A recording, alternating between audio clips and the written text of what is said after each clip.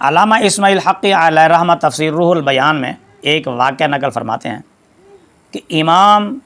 شاذلی رحمۃ اللہ تعالی فرماتے ہیں کہ میں مسجد اقصیٰ میں سویا ہوا تھا۔ میں نے دیکھا کہ مسجد اقصیٰ کے صحن میں ایک تخت بچھا ہوا ہے اور لوگوں کا ایک جمع غفیر گروہ در گروہ داخل ہو رہا ہے۔ میں نے پوچھا یہ جمع غفیر کن لوگوں کا ہے؟ بتایا گیا کہ یہ انبیاء کرام علیہم الصلاۃ والسلام ہیں، جو حضرت حسین حلاج علیہ الرحمہ سے ظاہر ہونے والی ایک بات پر ان کی سفارش کے لیے بارگاہ رسالت مآب صلی اللہ علیہ وآلہ وسلم میں حاضر ہوئے ہیں۔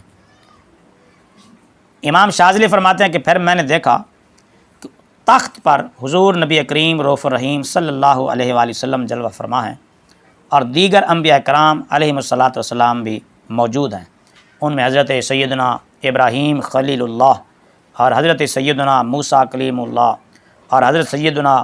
عیسیٰ روح اللہ اور حضرت سیدنا نوح علی نبینا علیہ الصلاۃ والسلام سامنے تشریف فرما ہے۔ میں ان کی زیارت کرنے اور ان کا کلام سننے لگا۔ اسی دوران حضرت سیدنا موسیٰ علیہ الصلاۃ والسلام نے حضور آقا نامدار صلی اللہ علیہ وآلہ وسلم سے عرض کی کہ آپ کا فرمان عالی شان ہے، علماء و امتی کا انبیاء بنی اسرائیل، یعنی آپ کے امت کے جو علماء ہیں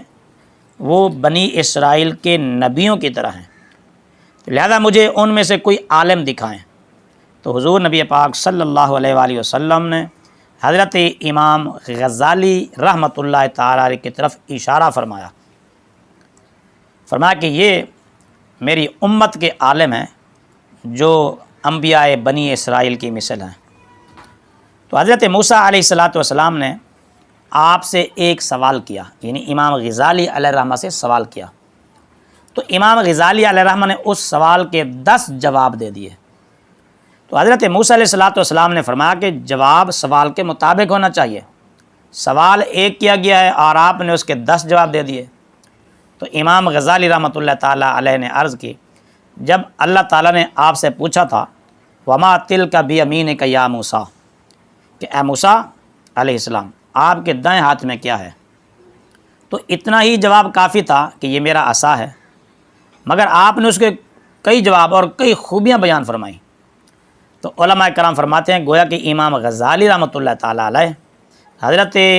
موسیٰ علیہ الصلاۃ والسلام کی بارگاہ میں عرض کر رہے ہیں کہ جب آپ اللہ تعالیٰ سے ہم کلام تھے تو آپ نے وفور محبت میں اور غلبہ شوق میں اپنے کلام کو طول دیا تاکہ زیادہ دیر تک آپ اللہ تعالیٰ سے کلام کرتے رہیں اور زیادہ دیر تک کلام کرنے کا شرف حاصل ہو، اور اس وقت مجھے آپ سے کلام کرنے کا موقع ملا ہے اور کلیم خدا سے گفتگو کرنے کا شرف حاصل ہوا ہے، اس لیے میں نے بھی اس شوق و محبت سے کلام کو طول دیا ہے تاکہ زیادہ دیر تک آپ سے گفتگو کا سلسلہ جاری رہ سکے۔ حضرت امام ابو الحسن شاذلی علیہ الرحمہ فرماتے ہیں کہ میں خواب میں زیارت رسول مقبول صلی اللہ علیہ وآلہ وسلم سے مشرف ہوا تو دیکھا کہ حضور علیہ الصلاۃ والسلام حضرت موسیٰ علیہ السلام اور حضرت عیسیٰ علیہ الصلاۃ والسلام کے سامنے امام غزالی رحمۃ اللہ تعالیٰ علیہ پر فخر کرتے ہوئے فرما رہے ہیں کہ کیا تمہاری امتوں میں غزالی جیسا کوئی عالم ہے؟ دونوں نے عرض کی کہ نہیں۔